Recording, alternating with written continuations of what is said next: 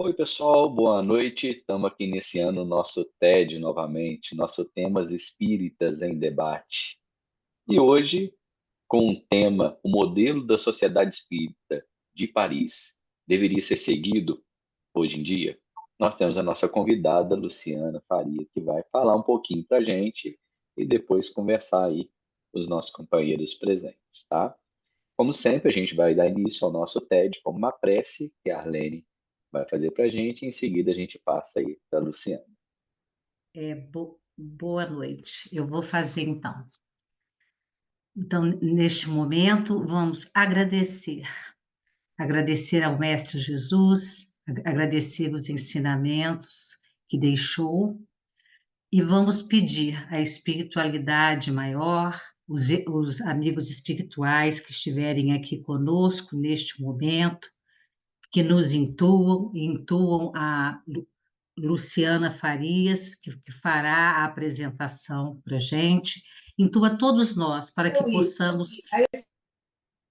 que possamos retirar, né, de todas as reflexões, de todas as falas, o melhor possível, o melhor ensinamento possível, a fim de que possamos aplicá-los no dia a dia.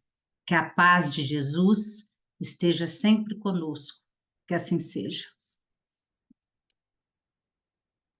Então, Luciana, fica à vontade, pode compartilhar sua apresentação aí e Obrigada. iniciá-la, tá bom? Obrigada. Vamos ver se a tecnologia está pronta. Opa, chegou aí? Tá abrindo. Abriu. Sim. Ai, desculpa. Maravilha. Então vamos lá, gente. Boa noite.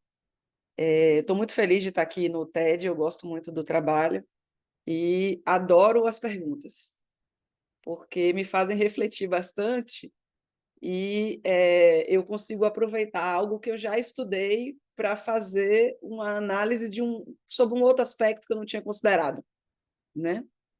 Então, a pergunta que me coube foi: o modelo da Sociedade Espírita de Paris deveria ser seguido hoje? Vamos lá. Eu já tenho a minha resposta, claro, mas eu vou construir aqui o processo para chegar nessa resposta com vocês. Então, antes da gente decidir se a gente deve ou não seguir um modelo, é essencial a gente conhecer o modelo. Por que que eu falo isso? Porque não é a primeira vez que eu vejo essa pergunta, não escrita dessa forma, mas perguntando se hoje a gente tem ou não tem, como deveria ser, etc. Algo semelhante à época de Kardec. E eu vejo muita fala sobre isso e pouco estudo sobre o que Kardec fez nesse aspecto da sociedade parisiense, de estudos espíritas, né?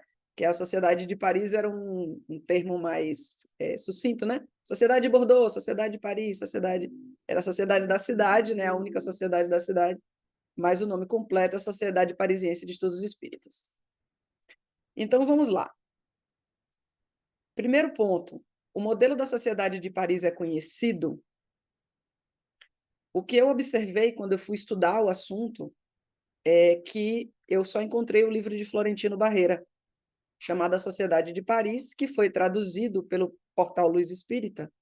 Ele está em espanhol, o original, e foi autorizado pela família do Florentino Barreira a tradução para o português. Quem quiser, está gratuito no site Luz Espírita. Interessante o trabalho de Florentino Barreira, ele gosta de procurar, né, alguns temas gostava, né, de procurar alguns temas de Kardec e fazer uma síntese. E ele fez com o que tinha na época, né, de disponível.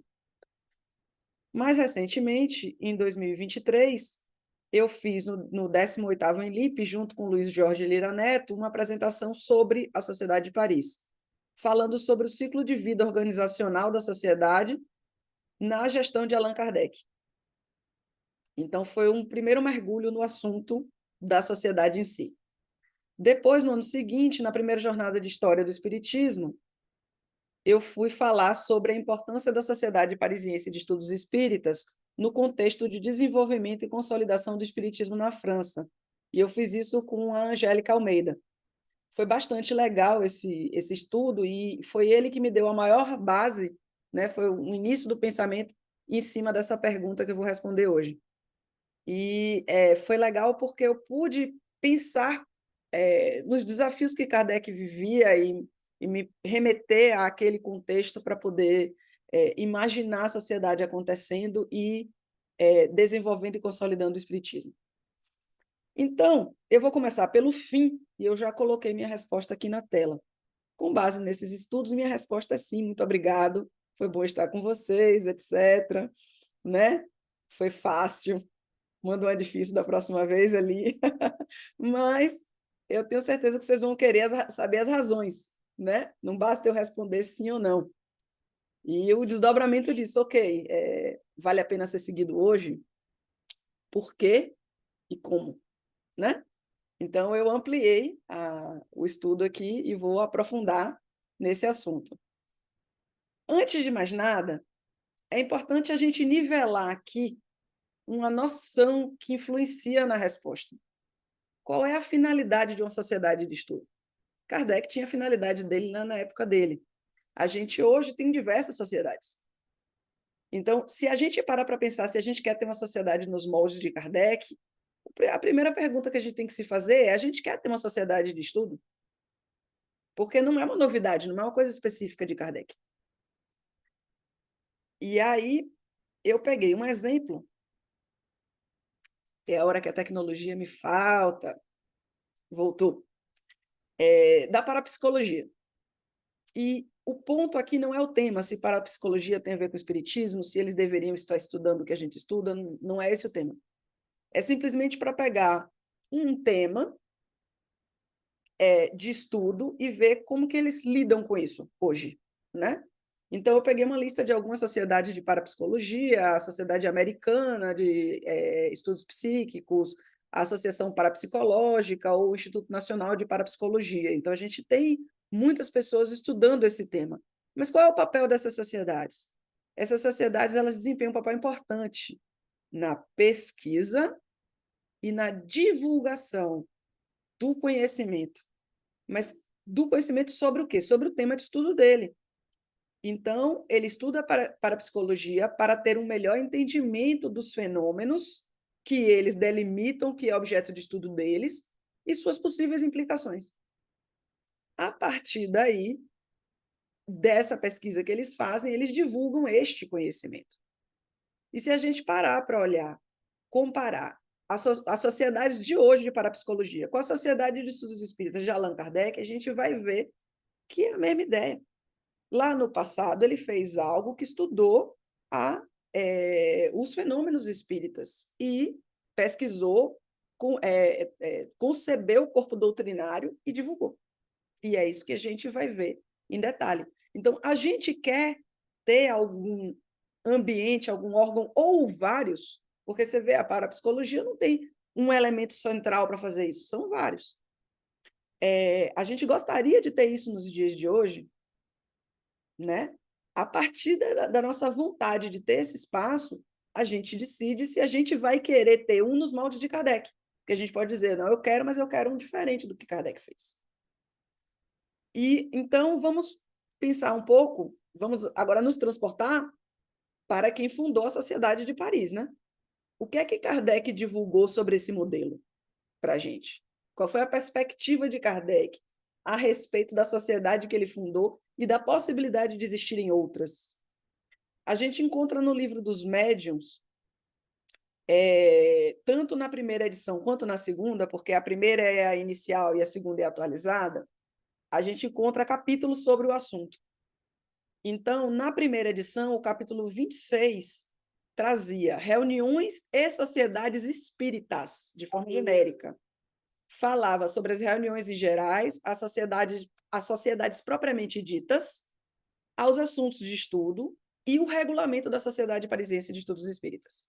O capítulo continha isso. Na segunda edição, ele faz um acréscimo. Ele mantém o capítulo, ele agora virou 29, de reuniões e sociedades espíritas, e ele vai falar sobre a rivalidade entre as sociedades. Então, veja que entre 61 e 62 ele percebeu elementos importantes para chamar a atenção das pessoas na época que quisessem o quê? Fundar sociedades. Então, não só ele tinha a sociedade dele, como ele estimulava as pessoas a fazerem as suas. E ele separou o regulamento da sociedade no capítulo 30, num capítulo à parte. Esse é o principal conjunto de informações que a gente tem sobre o que é que Kardec pensava do modelo da própria sociedade que ele fundou em relação ao movimento espírita da época. E a ideia dele era, sim, por favor, fundem sua sociedade, está aqui, ó, as reuniões são assim, etc. E eu divulgo aqui o estatuto da minha sociedade. E para que ele fez isso? Qual era a intenção dele de trazer o estatuto da SPE, né? Eu costumo chamar de SPE, Sociedade de Paris, é a mesma coisa, para as pessoas, né? Para que colocar o regulamento de uma sociedade particular num livro que está falando sobre as sociedades em geral? É importante lembrar, ela foi fundada em 1º de abril de 1858, e ele começa, aqui eu tirei um print do original, eu gosto sempre nas minhas apresentações de trazer o original, se alguém lê francês, pode observar, comparar, ver de onde eu estou tirando a informação que eu passo. Então, ele começa botando uma observação, onde ele diz que, embora o regulamento seja fruto da experiência, ele não apresenta como uma lei absoluta. Mas qual era a intenção dele? Facilitar a formação de sociedades que se queiram fundar. Você quer fundar uma sociedade? Aqui é o meu exemplo, veja se te interessa. Então, quando essa pergunta vem para eu falar no TED, a gente está fazendo isso, olhando o livro dos médios e dizendo, olha, você quer fundar uma sociedade?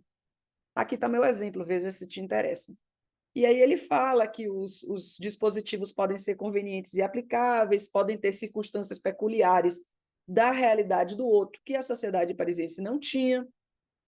E ele disse que, embora a sociedade em si fosse simples, se você quer fazer uma sociedade ainda mais simples, é possível.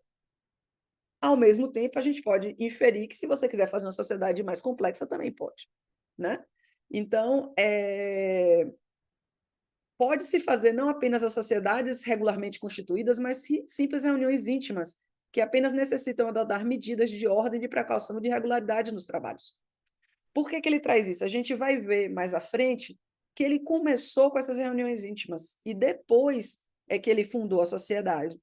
E se a gente observar hoje a gente não tem uma sociedade formal, mas as reuniões íntimas ainda tem. Então, ele também apresenta esse regulamento, porque se as pessoas quiserem manter relações com a Sociedade de Paris, que as pessoas saibam como a sociedade funciona, qual é o objetivo, como é que é a dinâmica da sociedade, né? A gente coletou 5 versões, isso nos meus 2 estudos que eu fiz, né? A gente coletou 5 versões do regulamento da sociedade, a gente viu que são 5, o primeiro não foi encontrado, ele era um encarte que vinha junto com a Revista Espírita. Na segunda versão, ele já colocou como um texto, como um artigo da revista. O encarte soltou do número da revista e se perdeu. Na coleção anual, Kardec não colocou. Na terceira, no que é o Espiritismo, na quarta, no Livro dos Médios, primeira edição, e na quinta, no Livro dos Médios, segunda edição. Pergunta que vocês devem estar se fazendo agora. Tem diferença? Sim. A gente pegou as 4 versões do regulamento, colocou lado a lado e comparou o que é que mudou, o que é que saiu, o que é que entrou. Então, o azul entrou, o vermelho saiu, o verde é o que ficou como definitivo, o cinza é o que é mais ou menos padrão entre eles. E assim a gente pôde fazer o comparativo completo. A gente pôde ver a sociedade como um organismo vivo. E se o último regulamento era de 1862, então a gente conseguiu ver a visão da sociedade, né, a evolução das regras da sociedade nos primeiros 4 anos de existência. Eu não sei dizer se depois disso Kardec chegou a fazer outras modificações e simplesmente não publicou, mas a sociedade nos pareceu bastante madura nas mudanças do regulamento até 62. É importante a gente perceber que existia uma premissa de Kardec ao montar a sociedade. Ele tinha um objetivo do espiritismo. O espiritismo, para ele, é uma ciência que trata da origem e do destino dos espíritos, bem como suas relações com o mundo corpóreo. Então, tendo essa visão do que é o estudo, o que é a ciência espírita, ele fundou uma sociedade de estudo disso, de espiritismo, dessa ciência. Então, a sociedade tem por fim o estudo de todos os fenômenos relativos às manifestações espíritas e a sua aplicação às ciências morais, físicas, históricas e psicológicas. Então, ele tinha o viés fenomenológico semelhante ao que a parapsicologia tem dos fenômenos que ela estuda, e também lá eles chamaram de implicações, e aqui é a aplicação a outras ciências da humanidade. Então, há uma correlação entre a ciência espírita e outros desenvolvimentos, né? Outros corpos científicos. Então, dentro desse mote, esse objetivo evoluiu de uma certa forma, porque primeiro era, eu quero estudar aqui meu mundinho, eu vou criar um grupo para poder desenvolver esse estudo. Depois, ele colocou assim, a extensão, por assim dizer, universal, que tomam diariamente as crenças espíritas, fazia desejar-se vivamente a criação de um centro regular de observações. Então, ele entendia que, além de um estudo daquele grupo de interesse, era um centro de observação que era uma referência. E aí ele diz, essa lacuna acaba de ser preenchida, né? Então, já é uma forma de visualizar não só como um centro, mas um centro maior para o qual ele pode ajudar os outros a se desenvolver. E eu estou usando a palavra centro, mas é centro de observação, não é centro espírita, não vamos misturar as coisas. Aí, ok, criada a sociedade está em funcionamento, como é que ele fazia o papel da divulgação? Usando a revista espírita. Então, ele não usou a revista espírita durante todo o tempo para o boletim da sociedade. Ele tinha um boletim, a sociedade tinha um boletim, e ela saía nos números da revista espírita. A partir de um determinado momento, ele parou de divulgar o boletim, mas ele continuou divulgando as comunicações que vinham na sociedade, que eram obtidas pela sociedade ou que eram recebidas da sociedade, pela sociedade de outros grupos. Então, digamos assim, o produto final continuou sendo divulgado, embora o jornalzinho das atividades da sociedade deixou de acontecer. O que é que eu infiro? Por que eu acho que aconteceu isso? Porque faltou espaço na revista para tanta informação. É uma pena, porque eu preferia saber um pouco mais sobre isso. Então, em síntese, quais seriam as razões que eu enxergo para o modelo da sociedade espírita de Paris ser seguido hoje? São 4. O primeiro, ter uma formalização e um método. Então, um estudo formal e estruturado dos fenômenos espíritas e suas aplicações às ciências morais e correlatas, porque a gente pode enxergar muito mais aplicações hoje do que Kardec enxergou na época, e eu não vejo isso como um problema. Comunicação entre os dois mundos. Há muitos grupos que hoje trabalham em conjunto, encarnados e desencarnados. A gente tem muito médium publicando livro, ou seja, a comunicação ela não deixou de existir. Ela existia antes desse trabalho de Allan Kardec e continuou existindo depois. Para se fazer pesquisa, hoje se chama pesquisa espírita a pesquisa do conteúdo já construído, e muitas vezes. Pouco se faz pesquisa de fato, a partir desse estudo fenomenológico. Não é que ela não exista, ela é menor em relação ao todo de pesquisa que é produzido. E é a forma de se estabelecer o progresso da doutrina, que o próprio Allan Kardec previu. Então, é uma ampliação do conhecimento sobre a doutrina espírita. Kardec fundou a base, estabeleceu os princípios de uma nova ciência. E ele previa que era para ser continuamente progressiva. E, às vezes, gera um conflito hoje, porque as pessoas têm o grupo do eu sou Kardec e quer ver o que Kardec produziu, mas se a gente estuda Kardec, apenas Kardec, a gente fica como se a gente estivesse estudando Platão, estudando Sócrates, estudando um filósofo que teve início, meio e fim e acabou. E, ok, as bases estão ali. Agora, e a ciência que ele se propôs fundar? Ficou só como uma doutrina filosófica e parou naquela percepção que Kardec teve? Não era o que eu entendo que ele queria, e por isso eu acho que tem espaço, sim, para a gente pegar toda a produção que foi feita e usar o crivo de Kardec e comparar com as premissas que Kardec colocou. lá nas bases da doutrina, tanto de fenômeno quanto de implicação moral, né, aplicação, etc. E, por último, para fazer uma divulgação, para estabelecer diálogo com as diversas sociedades, porque eu entendo que não deveria ser criado uma sociedade, mas sim quem quisesse criar a sua sociedade, o seu grupo, criasse e estudasse, né? Quanto mais em lugares diferentes, melhor, porque a gente consegue criar um pouco da diversidade do que cada um está recebendo, embora a gente não tenha. Na época, a dificuldade, o limite de comunicação entre as pessoas era tão grande no século XIX que a gente podia pensar que um médium A recebeu uma comunicação aqui e um médium B, que estava, às vezes, na cidade vizinha ou no país vizinho, não ficava nem sabendo. E aí tinha aquele conceito de um ser cego em relação ao outro, né? E poder você dizer que são duas comunicações diferentes confirmando a mesma coisa. Hoje, com a globalização, a internet e a comunicação, não dá para não dá para criar esse mesmo ambiente, teria talvez que mandar para outro planeta, não sei, estou especulando aqui em forma de brincadeira, mas no fundo, como é que diz? Não é porque não se consegue ter isso que as comunicações isoladas não serviriam também para se criar o que a gente tem hoje, tem que trabalhar com o que tem. Eu não sei como é que eu estou de tempo, porque eu ainda tenho mais uns detalhezinhos aqui para falar. Não, pode Posso? seguindo, tá tranquilo. Tá bom. Porque aí eu aprofundei o que é que nós sabemos sobre a Sociedade Espírita de Paris. Eu peguei o meu material de estudo e trouxe aqui tudo que eu sei a partir do que eu estudei com os meus parceiros lá, que eu já citei, a Angélica e o Lira. Então, todo o estudo que foi feito a partir de fontes primárias, das obras produzidas por Kardec entre 57 e 69, e outros manuscritos inéditos, e eu gosto muito de falar no TED, porque eu estou falando sobre o projeto Kardec da Universidade Federal de Juiz de Fora, nós temos Eli aqui, que é uma pessoa muito forte nesse trabalho, muito importante nesse trabalho, e eu sou a garota propaganda do projeto. Se você quer saber manuscritos da época, quer ver esses manuscritos, saber o que foi escrito, né? Não só o que foi publicado. Nós temos material rico nesse site e a gente usou na pesquisa.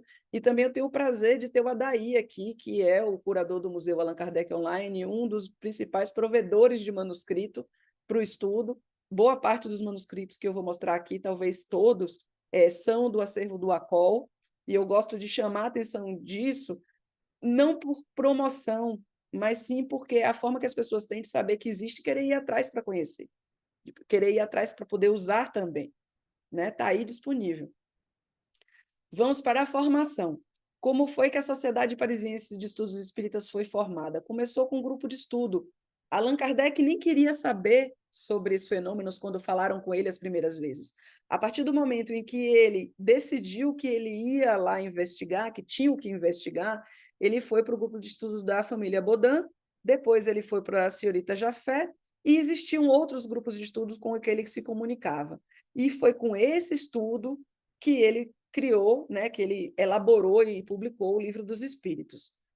Assim que ele terminou isso aqui, de fazer essa publicação, ele fundou o Círculo Parisiense de Estudos Espíritas. E era para ser um grupo na casa dele. Mas por diversas razões, dentre elas ter ficado muita gente para o espaço que tinha, porque o espiritismo ganhou holofote de pessoas e por diversas outras razões de restrições imperiais, de reunião de muita gente, etc., e benefícios que a formalização trazia, ele, de fato, chegou e falou, não, vou agora fundar uma instituição. Então, pensem, na época não tinha esse conceito, e a gente está falando da França e não do Brasil, mas pensem que é um CNPJ, né? É realmente uma pessoa jurídica que foi criada. E a gente já viu aqui com o estatuto e tudo, né? Então, o regulamento, eu trago ele aqui de novo, ele permitiu fazer a formalização do trabalho e realmente dar um caráter de instituição ao estudo. Não era o grupo de Allan Kardec, não era uma coisa personificada, mas sim a ideia de um coletivo de pessoas que se associavam. E aqui a gente vê duas carteirinhas da época, é bem legal, eu gosto de ver isso aí, imaginar alguém pegando uma carteirinha, botando no bolso, chegando lá e apresentando. Então, era realmente algo que você não chegava lá e entrava, tinha um controle, as pessoas tinham o processo administrativo burocrático. Uma das minhas formações é a administração, e eu acho bonito quando a gente vê o organismo vivo da administração, né? Então, são coisas que, se a gente vai pensar em fazer hoje, é importante ter um regulamento, é importante ter o critério de como é que você se associa. Aqui ele tinha membros titulares e eles tinham membros associados, e cada um tinha o seu papel e as suas possibilidades dentro da instituição. Então, por exemplo, se alguém resolvesse criar hoje uma sociedade brasileira de estudos espíritas, eu teria interesse em me filiar e estudar dentro desse ambiente, ou como titular ou como associado, seria um negócio legal. Então, quando comecei a estudar isso aqui para apresentar, eu passei a visualizar isso em ação e me imaginar outras pessoas conhecidas minhas, amigas minhas, aqui presentes também, fazendo acontecer. Se na época de Kardec, se eu tivesse encarnada lá, não sei se eu estava, poxa, eu gostaria de estar lá. Se eu não estive, eu gostaria de estar. Então, eu trago agora a versão completa do objetivo. Então, a sociedade ela tem por fim o estudo dos fenômenos relativos a manifestações espíritas e sua aplicação às ciências morais, físicas, históricas e psicológicas, mas ele continua dizendo, olha, ok, eu fixei que é isso, mas às vezes é importante dizer, é isso e não aquilo. É o que é vedado. Por quê? Porque às vezes as pessoas confundem e acham que dentro de um ambiente você pode trazer outras coisas. Primeira coisa que ele diz, questão de política, não. Controvérsia religiosa, não. Economia social, não. Estão interditas. Isso ajuda a gente a olhar hoje como as coisas estão no movimento espírita, como as pessoas estão se estruturando, e com isso eu não estou dizendo a sociedade, esses grupos não deveriam existir. Não me interpretem mal. Eu só estou dizendo que o que Kardec fixou que era o objetivo de interesse dele era isso e não aquilo.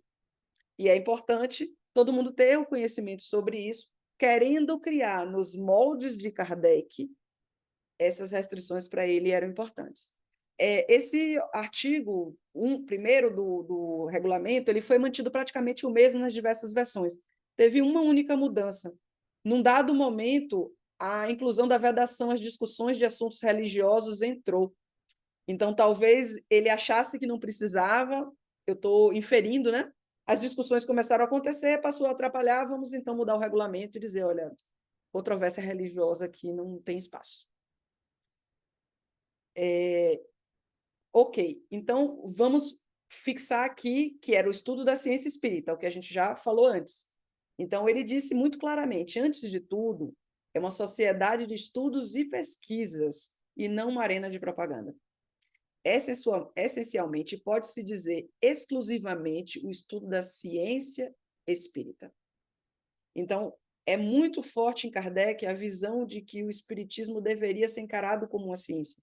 E a gente vê nos livros dele ele dizendo que ele pegou o método experimental, ele pegou o que existia de metodologia científica na época e ele trouxe, fez adaptações e aplicou. Então, esse seria também uma coisa que a sociedade de hoje deveria trazer, os moldes científicos. Aí as pessoas vêm e falam, ok, mas aplicar molde científico não é a mesma coisa de entrar na academia. A academia existe, a academia pesquisa, mas não é verdade a gente dizer que no mundo, não só no Brasil como no mundo, pesquisa só existe na academia. Não é verdade. Quem pesquisa vacina está na academia, pode estar ou pode não estar. Inúmeras outras coisas são pesquisadas em grupos, em sociedades, em associações, etc. Então, é justo, é lícito e é permitido se estudar. Se os outros vão reconhecer como ciência, é outra história. Mas as pessoas que estão estudando devem encarar como um aspecto científico. E aí a gente entra na questão. O que é que aconteceu com o espiritismo depois de Kardec? Quando as pessoas começam a preencher no censo do IBGE, religião como espírita, inclusive está uma discussão aí, os espíritas encolheram como religião, etc. Enfim, não é sobre isso que a gente está falando. É realmente dar o primeiro passo de enxergar o espiritismo como ciência, de estudo, de observação de fenômeno, de observação do que o fenômeno traz, que são comunicações. Então, há um estudo de conteúdo, não só de forma, e como é que isso poderia acontecer. Outro aspecto interessante, tinham vários, a gente detalhou bastante essa estrutura do regulamento no artigo do ENLIP. Quem quiser ler, tem um livro, eu não vou saber dizer, acho que foi no dos 160 anos dos livros dos médiuns, não tenho certeza. É o de 2023. O livro diz na capa o ano, então o livro publicado pela LIP em 2023 tem o artigo da gente, onde a gente entra em detalhes, e inclusive compara com Bourdieu. Mas eu trouxe aqui alguns aspectos interessantes sobre a dinâmica da sociedade. Então, ele tinha critério de entrada para novos participantes. É claro que naquela época, os critérios, e talvez hoje tenham que continuar assim, naquela época os critérios eram, digamos assim, abstratos, não era uma coisa concreta, né, específica. Pessoas simpatizantes com os princípios e objetivos do trabalho, mas como é que você sabe que a pessoa é simpatizante? Ela se declara simpatizante, né? Iniciadas nos princípios fundamentais da ciência espírita, então não entra aqui quem não sabe nada de espiritismo. Você está aqui curioso, quer conhecer, não é para dar aula, não é para dar estudo. A gente tem hoje nos centros espíritas o quê? ESD. ESD, para dar um exemplo, que todo mundo conhece, né? Mesmo que no seu centro não aplique com essa dinâmica, essa metodologia, se tem estudo do material que já existe. E aqui não é para ensinar espiritismo para as pessoas, é para estudar. E as que estejam seriamente animadas do desejo de instrução. E aí você pensa, mas peraí, ó, você acabou de dizer que não é para ensinar, mas desejo de instrução, porque todo pesquisador, ele é o primeiro a se instruir. Aí ele pega aquilo que ele se instruiu e vai explicar para os outros. Então, todo mundo que estuda a pesquisa, ele aprende. E critérios para exclusão, pessoas que perturbem as reuniões. Eu considero até esses critérios de exclusão mais abstratos do que os de inclusão. Espírito de hostilidade e de oposição sistemática, porque até onde você considera oposição sistemática? E o que é oposição, né? São elementos que vai do bom senso. A sociedade ela tinha um conselho, não era uma coisa que um decidia. E outras causas, perder tempo em discussões inúteis. Eu achei essa complicadíssima de se aplicar no dia de hoje, porque o que é inútil para um é utilíssimo para o outro, ia ser uma discussão inútil sobre se a discussão é inútil ou não, né? E o nível de controle deles era tão grande, embora fosse na época com luz de vela, a gente não tinha luz elétrica, com caneta bico de pena, etc., eles faziam letras lindas e ia, né, já na assinatura que já não era tão bonita, mas na capinha era legal. E aí colocava o nome dos visitantes. Você podia visitar? Sim, podia. Se você fosse indicado por algum membro, você poderia ser visitado. Era anotado o seu nome, se eu não me engano, o seu endereço, e marcado o xizinho ali se você realmente veio, né? Tinha um limite para visita. Se você ficasse visitando muito, opa, meu querido, então vamos associar, né? Porque não dá. Aí fica aquela dúvida, né? Há muita discussão sobre a questão de cobrança, a questão financeira, etc., no que se diz respeito ao Espiritismo e Allan Kardec. Gente, sim, a Sociedade Parisiense de Estudos Espíritas era uma sociedade que você pagava para participar. Era a mensalidade dos associados que mantinham. Às vezes não era suficiente. Kardec até declara que às vezes ele tinha dificuldade, não tinha gente suficiente, os custos estavam altos. Acontecia de ter outros ingressos de dinheiro, de doação, ou ele mesmo botar dinheiro dele, etc.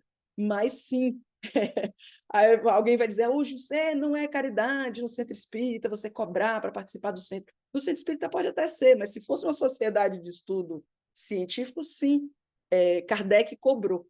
E eu entendo, estando me colocando no lugar dele, que fazia sentido as pessoas contribuírem com a pessoa jurídica era de todo mundo, você está se associando, você está se formando corpo daquilo, não é um grupo que organiza e outro que participa assistindo, não, é o grupo que compõe o estudo, né?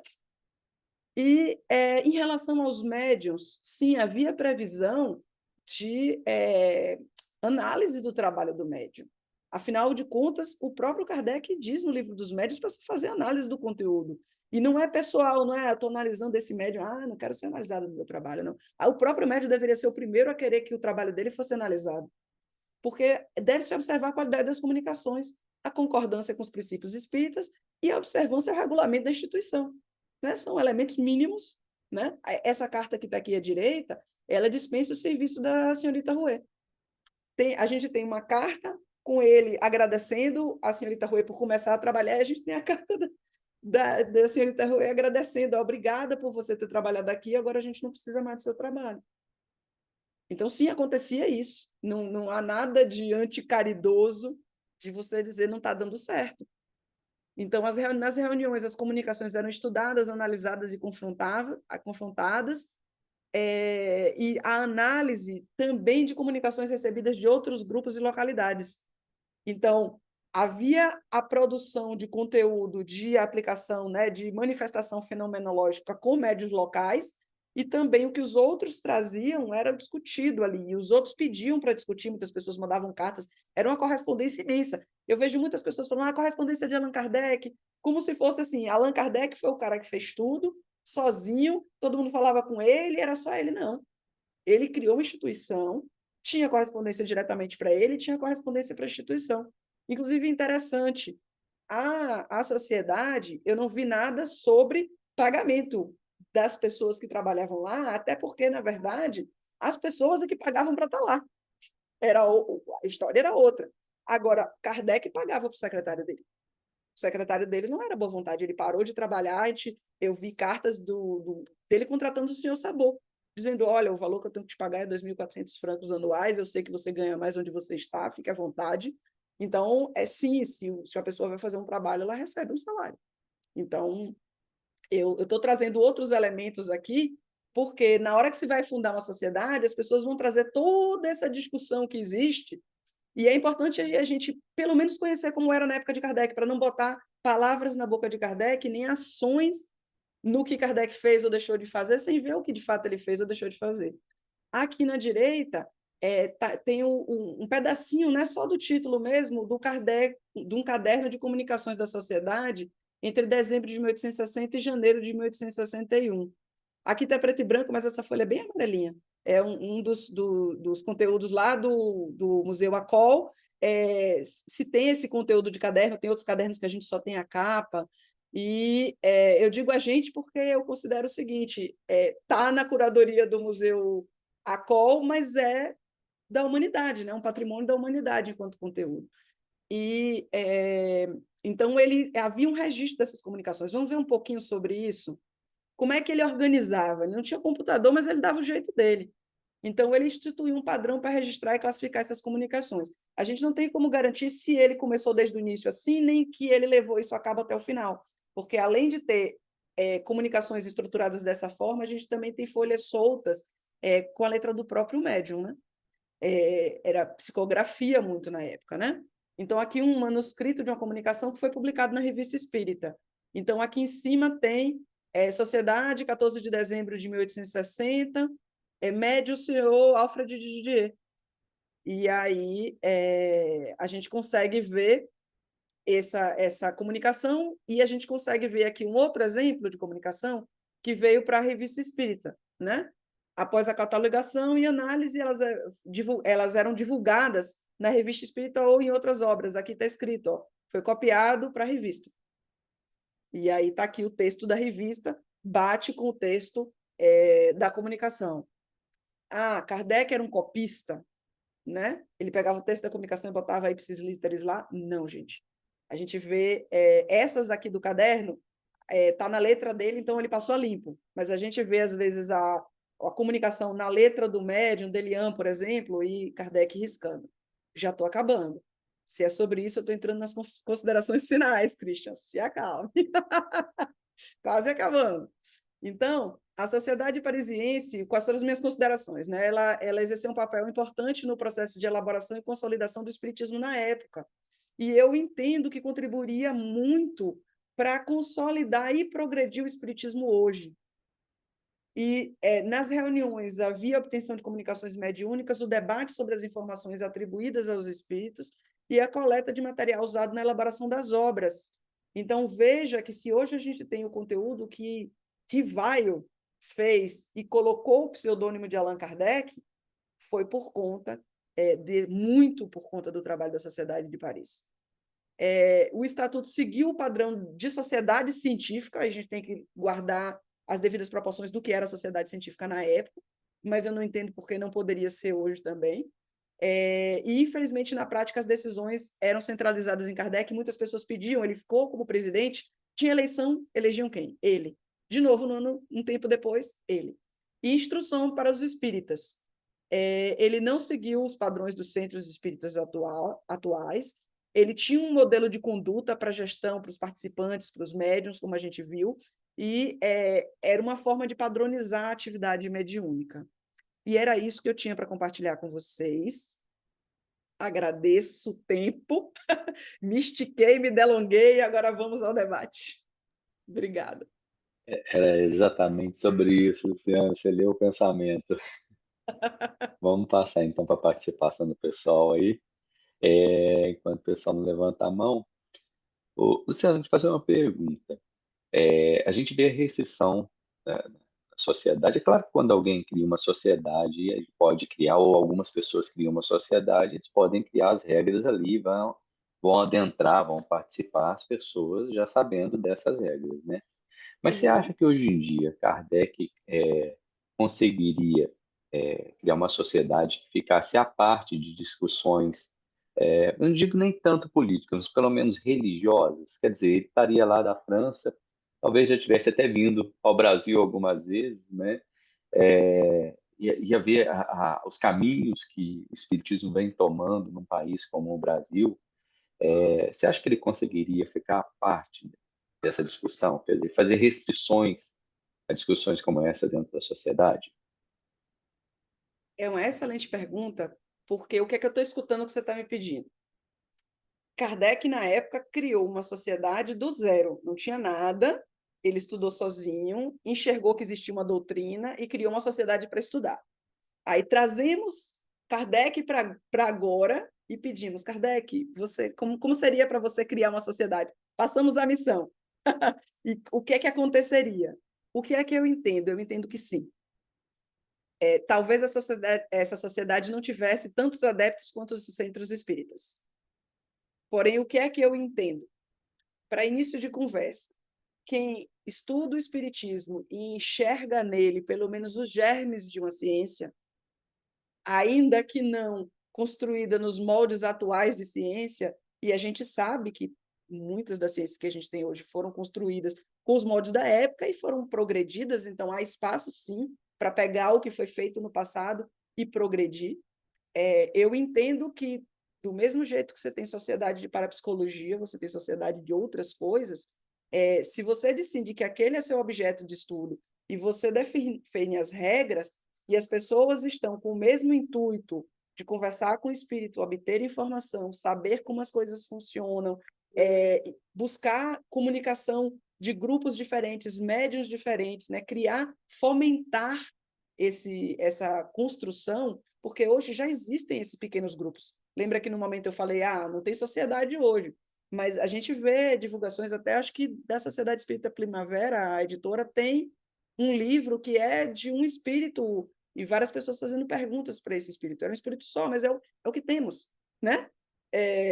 Se você pensar que existem pessoas fazendo esse estudo, esses grupos se corresponderiam com essas sociedades e essas pessoas teriam, digamos assim, a isenção. A mesma isenção que você coloca quando um pesquisador hoje vai fazer uma pesquisa e ele tem a opinião pessoal dele. E ele vai fazer a pesquisa dele e ele tem uma crença religiosa qualquer, mas na hora que ele vai fazer a pesquisa dele, ele não necessariamente traz aquilo para o objeto de estudo de pesquisa. Então, eu vejo que sim, provavelmente no início teria pouco adepto e teria muita crítica, mas não seria nada do que Kardec não enfrentou, porque ele teve um volume grande de adeptos para a casa dele, mas se a gente considerar o volume de sociedade na época, era pouca gente, e foi crescendo, mas crítica foi o que não faltou. Então é isso. Respondi? Respondeu, muito obrigado, Luciano. Vamos agora ouvir o Ricardo. Olá, pessoal. Luciana, ótimo ter você com a gente aqui. Muito obrigado. É sempre um prazer, te ouvir. A sua resposta foi sim, né? Com relação à possibilidade, à ideia de nós retomarmos a sociedade presente. Eu concordo plenamente, com veemência, seria um sim. Mas nós não vamos fazer isso, ou pelo menos o movimento espírita, no seu quadro hegemônico, não vai fazer isso, não acredita nisso e combate isso. O que a gente vê é exatamente o contrário. O que o pensamento espírita hegemônico acredita é que os espíritos já fizeram o que tinha que fazer, a gente tem que dedicar à reforma íntima, o que importa é o melhoramento moral, o resto é bobagem. Esse é o pensamento paradigmático do movimento espírita. Qualquer um que tente fugir disso vai fazer um trabalho à margem. E isso não é de agora, não. Isso é muito antigo. A gente sabe, por exemplo, que o William Crookes, ele ficou 5 anos só pesquisando fenômeno espírita, né? O Crookes começou em 69, depois conheceu Florence Cook, que foi a 70, 74. O Crookes depois parou, publicou seus trabalhos, seus livros, e parou totalmente, o que levou algumas pessoas a dizerem que ele tinha abandonado a fé, negado os seus estudos, etc., que não era verdade. Porque numa entrevista que ele deu no ano de seu desencarne, em 19, ele reafirma tudo o que ele havia feito, ratifica a sua fé, e quando perguntado por que ele havia abandonado, um dos motivos que ele alegou foi que os espíritas da época cooptaram os médiuns, impediram o acesso dele aos grandes médiuns da época, porque achavam que aquilo ali não tinha que pesquisar, que aquilo ali ia atrapalhar o tal. E ele alega na entrevista que ele não teve mais acesso aos médios. Esse foi um dos motivos que fez com que ele abandonasse a pesquisa espírita. A gente tem hoje os órgãos de unificação totalmente afastados dessa ideia, totalmente. Aqui em Juiz de Fora, você citou esse livro que o Vinícius Lara recebeu do Espírito Yvon, de perguntas e respostas. Quando o livro foi publicado, um dos autores procurou a Aliança Municipal Espírita. Em Minas, os órgãos de unificação são AME, é diferente de São Paulo, que é USE, né? A AME, para dizer da divulgação do livro e tal. E um dos diretores disse a ele: olha, nós não precisamos desse livro, isso aí é dispensável. A gente já tem o livro Consolador, que o Emmanuel respondeu perguntas em 1940. Né? Então, o argumento dele que a gente não precisa desse livro, porque em 1940. Esse é o pensamento hegemônico, nós não vamos vencer isso. Uhum. Mas e aí? Se a gente não tem apoio dos órgãos de unificação, se a gente não tem apoio das grandes lideranças espíritas que hoje dominam a mídia, que fazem live aí para 30 mil, 40 mil, 100 mil visualizações, como a gente vai trabalhar isso, se é possível, de uma forma prática? Como você vê isso? Se é que você vê um caminho para isso? Muito legal o que você falou e totalmente concreto, né? Tudo que você trouxe é baseado no que a gente observa. Eu vou fazer um paralelo, que às vezes os paralelos ajudam a gente a imaginar cenários. Considere o seguinte: medicina. Medicina é um lugar onde tem muita confusão. Onde é que eu digo que tem muita confusão? Vou dar um exemplo. Por que que existe o termo medicina alternativa? E por que que existe médico, um CRM, praticando medicina alternativa, e existe médico que não pratica medicina alternativa? Porque existem pessoas que entendem, que enxergaram,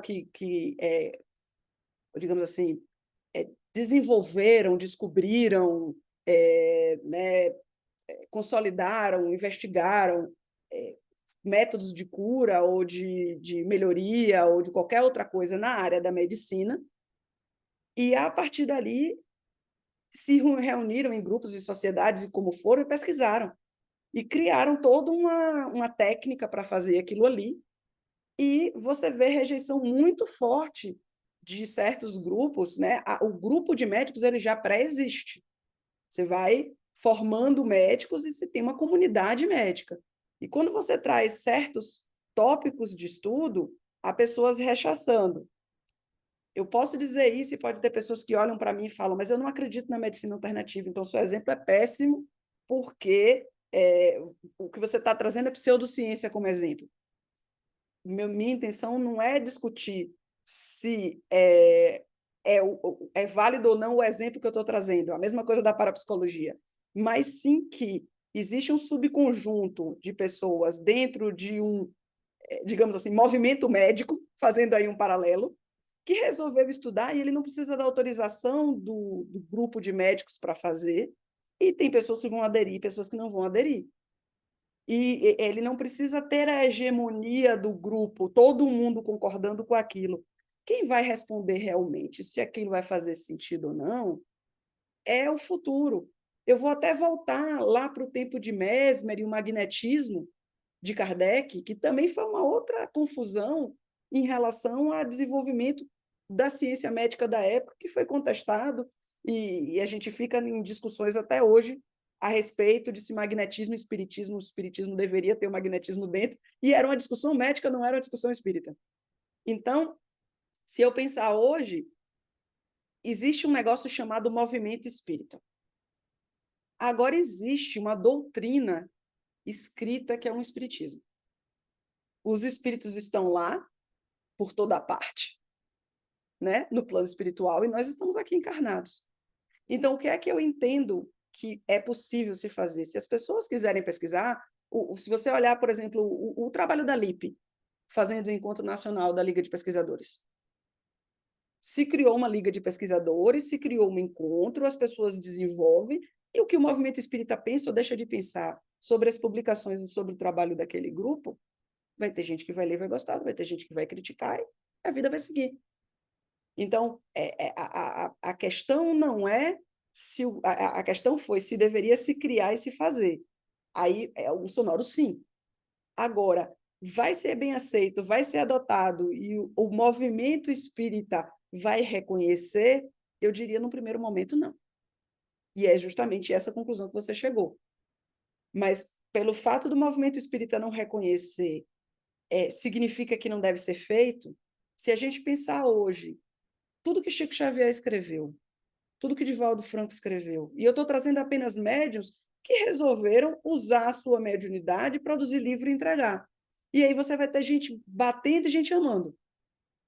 Mas o que eles fizeram foi a parte deles, eles fizeram o que no coração deles estava correto. Se teve animismo, se está certo, se ele ouviu o espírito que deveria, aí é outra discussão. Mas o cara foi lá e fez. E assim, o que a gente mais tem hoje é a profusão de livros que os médiuns, eles entendem que eles estão recebendo a comunicação, eles consideram que aquilo é verdade. Tirando o charlatanismo, porque é charlatanismo desde a época de Kardec, Kardec dizia, não é porque vai ter charlatão aqui que eu vou considerar que o que eu estou estudando não é válido. Tanto que ele teve esse problema, acho que com os irmãos Davenport, ou alguma coisa assim, que ele publicou achando que era, e depois descobriu que era charlatanismo. Então, considerando médiuns sérios, ou pelo menos pessoas de boa índole, produzindo, a gente tem uma profusão de material que os médiuns já estão gerando. Só isso já dava para fazer muita pesquisa, fora a própria consulta aos espíritos. Então, eu entendo que seja bastante utilidade. Agora, deve ser um trabalho que a gente olha para o futuro como algo... a gente acredita no que está fazendo e vamos fazer o nosso melhor para ver no que isso vai dar. Né? É isso que eu enxergo. Mas, obrigada pela pergunta, foi boa essa reflexão. Agora vamos para uma reflexão da Daí. Vai lá, Daí. A Daí baixou a Gente, mão. esse programa tinha que ter 2 horas, né? Não dá para só isso aí. Lu, legal. Eu acho que sempre a gente trazer um pouco do que era, para a gente entender o porquê hoje é, isso é importante. Kardec tinha o Círculo Parisiense. Ele já lançou o Livro dos Espíritos antes de ter a Sociedade Parisiense dos Espíritas. Ele lançou a instrução prática praticamente poucos meses depois de ter a Sociedade Parisiense de Estudos Espíritas. Então, as pesquisas já existiam. Então, a gente tem que procurar entender aquele contexto histórico. Talvez ele tenha montado a Sociedade Parisiense porque o círculo ultrapassou o número permitido pelo que Napoleão III permitia via legislação de reunião de pessoas.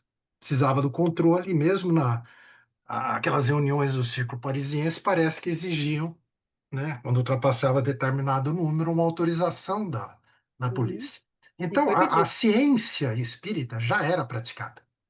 Né? Então, quando ele monta a Sociedade Parisiense, talvez seja para atender, né, a uma demanda que vinha crescendo, né, de pessoas e, principalmente, uma legislação existente. Quando ele veda, né,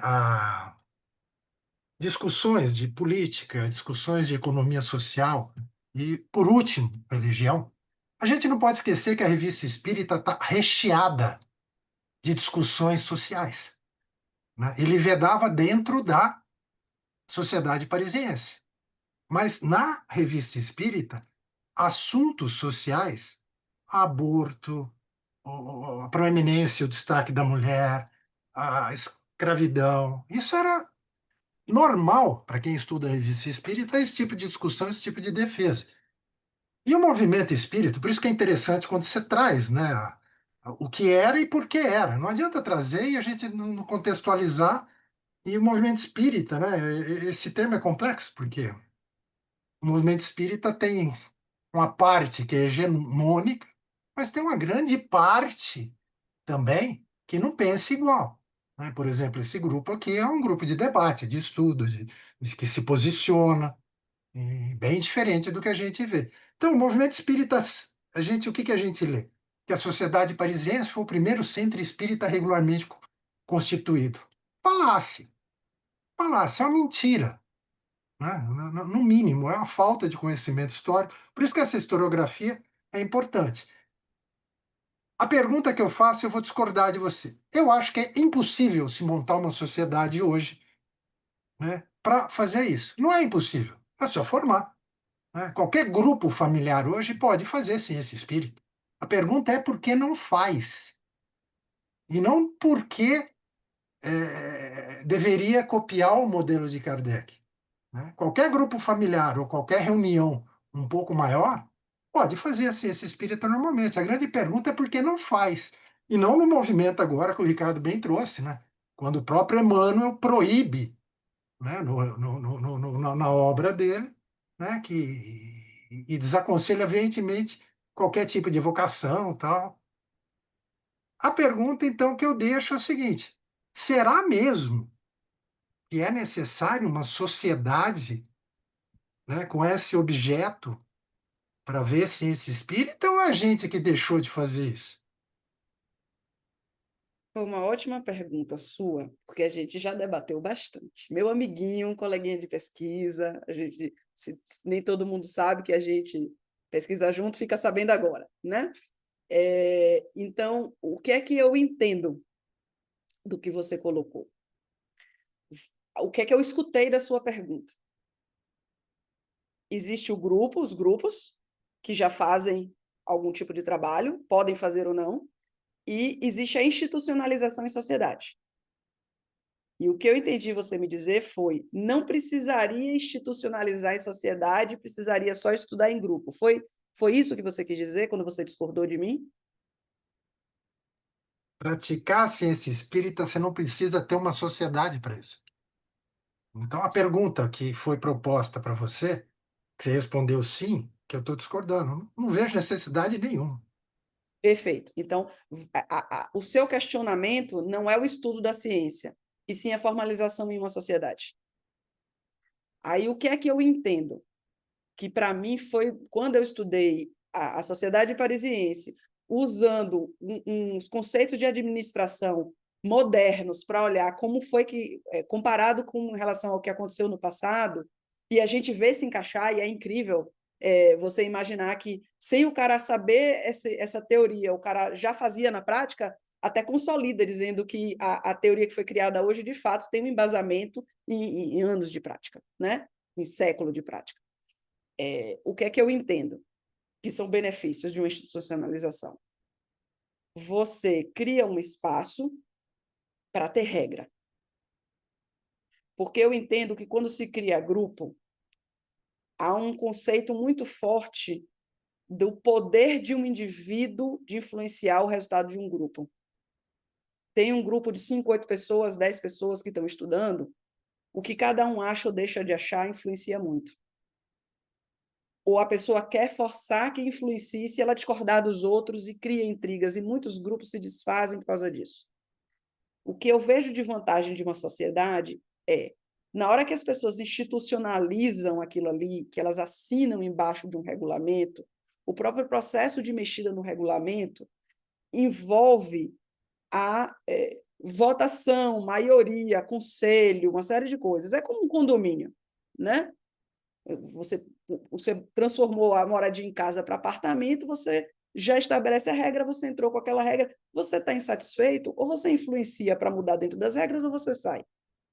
Então, eu considero que tem o benefício de você deixar claro que é uma instituição jurídica, onde as pessoas físicas estão indo lá por adesão voluntária e que ela pretende ser perene. Ela pretende que se as pessoas que estão hoje andem e entrem novas pessoas, oxigenem, aquelas pessoas possam sair, os novos possam tocar, e que o propósito daquela reunião vá além do ciclo de vida do grupo, né? Do início, meio e fim, nascimento, crescimento e morte do grupo. É possível criar grupos perenes que ficam estudando e sem a necessidade de sociedade? Ah, só que qual é o efeito que eu vejo disso? Eles não podem crescer muito. Na hora que eles crescem muito, bagunça. Então, se você faz dentro do regime de grupo, você é melhor ter vários grupinhos pequenos. Inclusive, Kardec fala sobre isso. Faça grupinhos pequenos, não faça grupos maiores. Então, em regime de grupinhos, se for para fazer grupinho pequeno, e eu acho que grupos deveriam existir também, eu não acho que o estudo deveria ser feito só em sociedade. Nesse ponto, eu concordo com você. Eu acho que ela pode ser feita muito bem em grupos, e eu acho que deveria também ter uma sociedade, para que a gente pudesse fazer uma estrutura de estudo maior. Poderia começar como um grupo e depois evoluir para a sociedade também, aí não é o como, né? Então, eu acho que o grande problema é o que você falou, falta gente querendo fazer.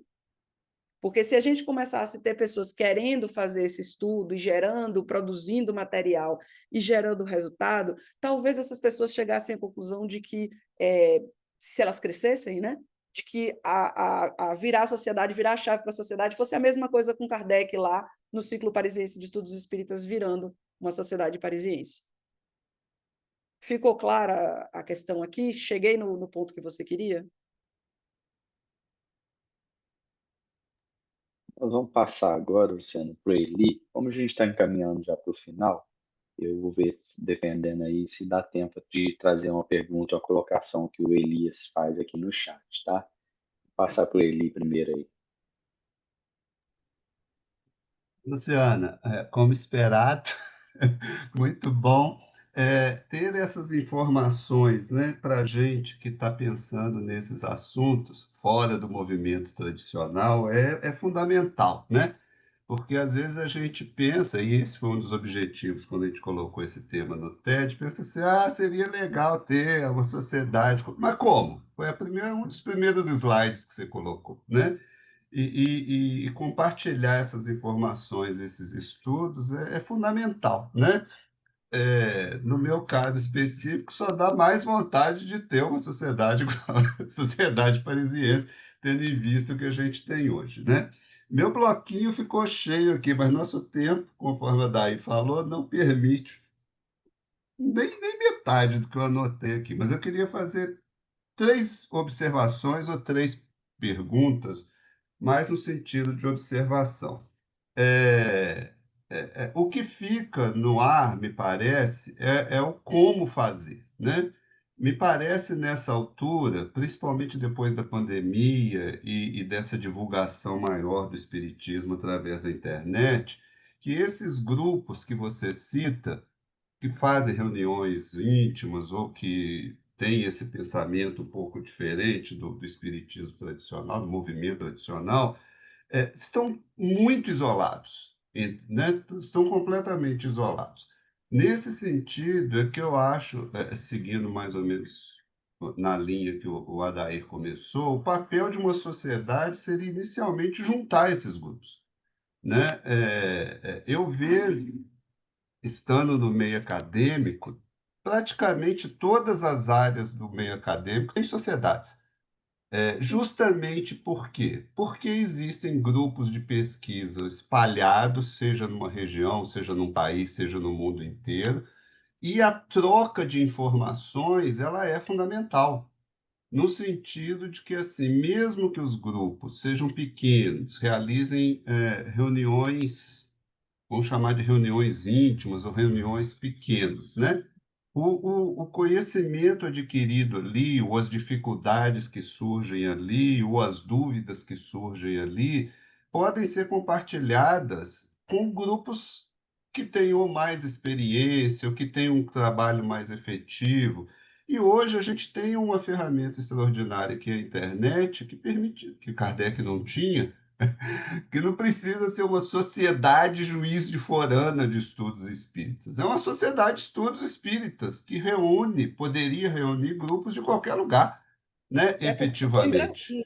Eu estou em Brasília, você não ia deixar de fora. Pois é, você tem Brasília, daí tá São Paulo, acho. Cada vez o Daí está no lugar. Mas quando Então, eu vejo essa estante, eu sei exatamente onde ele está. Não uso então como assim, número, viu, Adair?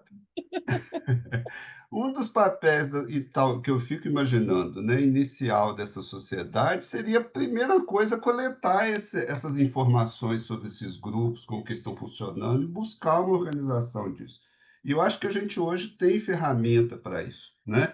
É, então esse é um ponto. Se você O, for mudar os- de ponto, me deixa só falar um pouquinho sobre esse. sim, fale. Eu gostaria de pegar isso que você falou e pegar um gancho do que o Adair falou, que eu acho que a gente chega em um bom termo para todo mundo. Uma coisa que o Adair botou, que eu super concordo, não é porque eu digo que eu acho que a sociedade deveria ser fundada que eu acho que deveria começar fundando uma sociedade. São duas coisas diferentes. Porque você não perguntou, Luciana, como você faria uma sociedade nos moldes de Kardec no dia de hoje? Se você quiser um outro TED sobre isso, eu posso fazer. Mas o que é que eu faria? Eu começaria com um grupo. Eu começaria formando o meu grupo, procurando médios interessados, procurando pessoas interessadas, viveria a experiência do grupo, construiria, estudaria as comunicações, faria correlação com o material escrito de Kardec, fora de Kardec, faria a primeira produção, e quando eu falar científica, fica nesse sentido de que toda a sociedade pode sim fazer sua ciência fora da academia. Então, eu faria primeiro a minha primeira produção científica e pegaria esse material e divulgaria. E diria, olha, eu sou aqui um grupo que estou formado para fazer esse interesse, plá, plá, plá.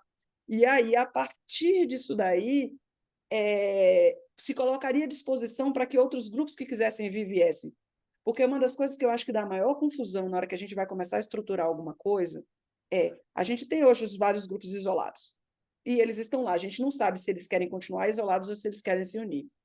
E a gente vem, então, vamos criar uma sociedade, vamos primeiro fazer todo mundo se unir. Gente, deixa ele lá. Vamos fazer o nosso, e depois a gente pergunta, você quer trocar figurinha comigo? Aí a pessoa quer trocar figurinha com você, se interessa, lê seu trabalho, passo dele, etc. Aí a coisa naturalmente vai crescendo. E a partir daí, depois do grupo ter experiência, ver que realmente dê certo, vai fazer toda a burocracia para criar uma sociedade, aí já com conexões, você não começa com uma coisinha de cria a ideia, faz o grandão e espera que todo mundo venha. É isso que eu queria colocar. Sim, eu comentei nesse sentido porque com pelo menos dois grupos que eu tive contato que estavam produzindo coisas muito úteis, vamos dizer assim, para serem compartilhadas, não compartilhavam porque tinham medo, ou tinham receio de serem criticados, ou tinham receios da reação. Era nesse sentido de que, juntando, falando, ó, tem mais gente fazendo, né?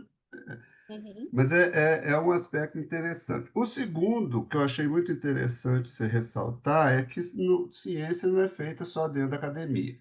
Muitas vezes a gente discute se o espiritismo tinha que ser levado para dentro da academia. Tem muitos espíritas com mestrado, doutorado, professores da academia. Por que que eles não falam de espiritismo dentro da academia, etc, etc. E você abriu essa ideia, né, de que, na realidade, o caminho poderia ser inverso. O Uhum. conhecimento e experiências que eles têm da academia poderia ser trazido para fora da academia para o estudo espírita, né? Já que o estudo dessa ciência, desses fenômenos, não vai acontecer tão cedo dentro da academia, mas eles têm a formação acadêmica, o método, a ideia, sabem como que né? Vamos dizer assim, muitos desses pesquisadores, isso poderia ser trazido para fora, né? É, eu vejo isso como uma possibilidade. E a ideia da sociedade, ou de uma sociedade, ou de um grupo, seria justamente oferecer espaço para essas pessoas poderem divulgar os seus trabalhos, como o Elito tem feito e tal, mas de uma forma mais ampla, que eu acho que é um aspecto muito importante também, né? É, toda essa ideia, vamos dizer assim, porque quando a gente lê, Kardec trabalhou praticamente sozinho. Hoje não existe ciência mais sozinha, né? Não existe um indivíduo produzindo, pesquisando, etc, etc. Então, a própria filosofia da ciência, o que era ciência na época de Kardec, como ciência é vista hoje, sofreu alterações. Então, ter pessoas que tenham esse conhecimento, vou colocar, de técnico a respeito de como se faz pesquisa, como se faz projeto de pesquisa, como se cria metodologia, como que se analisa resultados, etc., etc., seria fundamental, né? Não para que o espiritismo seja visto como uma ciência competindo com as demais ciências e provando, mas para que seja visto como um campo que faz que tem um fazer científico, né? E aqueles que estiverem interessados, que venham, né? Eu acho isso muito interessante também, a forma que você colocou. E a última pergunta é mais simples. Não há notícia de que na sociedade parisiense haviam estudos de efeitos físicos, não? Só efeitos intelectuais, assim, psicografia e tal. Interessante seu último comentário. Eu vou fazer primeiro um comentário do anterior, depois eu chego nele, né? A questão do fazer ciência e de pessoas que têm as ferramentas, porque fazer ciência é ter ferramenta. A academia aceitar é outra história. Então, se você usa as ferramentas que você usa para o seu trabalho, como acadêmico, como pesquisador dentro do mainstream acadêmico, para fazer pesquisa fora, pesquisa do mesmo jeito. E o que se buscaria fazer era pesquisa científica, no intuito de se formar uma ciência, porque é preciso amadurecer aquele conhecimento para ele chegar no molde da ciência. Kardec entendeu que ele conseguiu volume suficiente. Se a gente for olhar na ciência de hoje, a gente vai dizer que provavelmente não. E a gente provavelmente vai querer estabelecer melhor as premissas, estruturar melhor a informação. Às vezes, só reestruturando a informação já dá outro caráter. Fazer outros tipos de validação, fazer comparação com o que está sendo produzido hoje. Então, tem muita coisa para se fazer. E o que eu entendo que gera como resultado, no final das contas, é muito difícil dizer o que é ciência e o que não é ciência, é meio complicado. O que você gera é um corpo de conhecimento. E aí, no que você gera o seu corpo de conhecimento, eu vou voltar para o meu paralelo lá com a medicina alternativa. Hoje, o pessoal que desenvolveu durante muito tempo a sua medicina alternativa X, e não foi uma pessoa, foram grupos e grupos, e testes em ambientes, etc., já conseguiu, por exemplo, que se fosse pago pelo SUS alguns tipos disso aí. Você não sabe daqui a 350 anos se isso aí não vai virar mainstream da medicina ou não. Porque tem coisas hoje que é difícil de nascer, tratamentos hoje que é difícil de nascer. Você tem interesses contrários, eu vou dar exemplo de indústria farmacêutica, a gente passa. Se o movimento espírita quer ser religioso e vai ser contrário, é a indústria farmacêutica sendo contra uma terapia que não envolve remédio. Simplesmente porque não envolve remédio. Então, o movimento não precisa que o movimento espírita aceite como espiritismo para si. E aí eu acho que é dentro disso que você falou. As pessoas querendo e tendo ferramental, gera o corpo de conhecimento e, a partir daí, adota e participa e colabora, quem quer. E ganhando corpo, eu acho que o que vai acontecer é isso. Comece a produzir, que os outros vêm para produzir junto com você, porque vê que você... Alguém botou a cara, e vem todo mundo botar a cara junto, porque não é a cara sozinha. Se você olhar nos meus trabalhos, é muito raro, às vezes um artigo de revista, mas é muito raro eu assinar sozinha. Por quê? Porque eu compreendo que a pesquisa ela fica muito mais rica quando eu troco ideias com os coleguinhas. Você vê aí a daí, eu discordo, sim, é assim que a gente trabalha, fraternalmente, ele levanta a mão, discorda de mim, eu discordo dele, e a gente sai com um resultado bem mais rico do que se todo mundo pensasse igual. Do último item que você perguntou, sobre a questão dos efeitos físicos, eu vou pedir ajuda à minha memória auxiliar, também chamada Day Ribeiro, porque ele, fazendo estudo profundo da Revista Espírita, que eu sei que ele está fazendo, talvez, se existir algum artigo que ele lembrar, vai ser mais fácil. Eu não lembro de ter visto nenhum estudo que falava de efeitos físicos, mas eu não li tanto quanto a Adair. Então, Adair, meu querido, eu passo a palavra aí. Você lembra de algum? Tem vários, Lu, mas acho que já deu tempo aí. Não vamos Não, mas é entrar nessa. só para dizer para ele que tem ou não tem, para ele não ficar sem a resposta.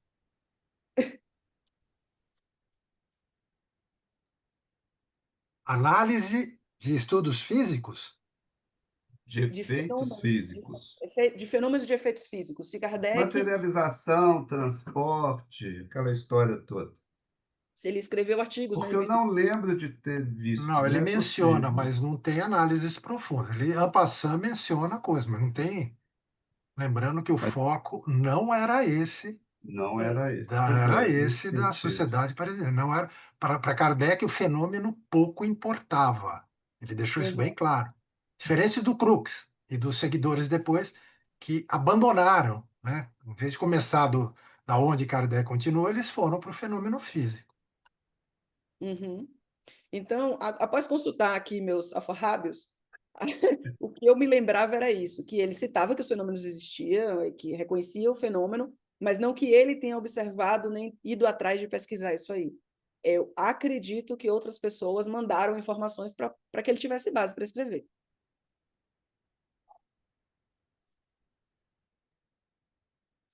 Isso aí, né, É isso. pessoal? Infelizmente, nosso tempo terminou mesmo. Mas a gente volta no dia 11 para outro TED, com outro tema, né? E, Luciano, eu arrisco dizer que, infelizmente, para sua tristeza, se Kardec tivesse agora conosco, ele não ia usar o cartãozinho, talvez por uma questão de consciência ecológica, né? Ia usar um reconhecimento facial, agendar pelo Forms e abrir uma lista de presença. Mas ia ser legal também, né? Estar com um Claro. sujeito desse ia enriquecer muito, nos provocar muito, né? Como eu falei, no dia 11 a gente retorna com outro tema, daqui a 15 dias, na sexta-feira, nesse horário. Mas esse estudo aqui, muito gostoso, muito profundo, vai ficar gravado, está lá para ser acessado no nosso canal no YouTube do Espírita Ínfimo e também no nosso site do Espírita Ínfimo, para quem quiser. Agradecer mais uma vez, Luciana, e abração para todo mundo aí. Boa noite, tá? Tchau, pessoal. Então, gente. Obrigada.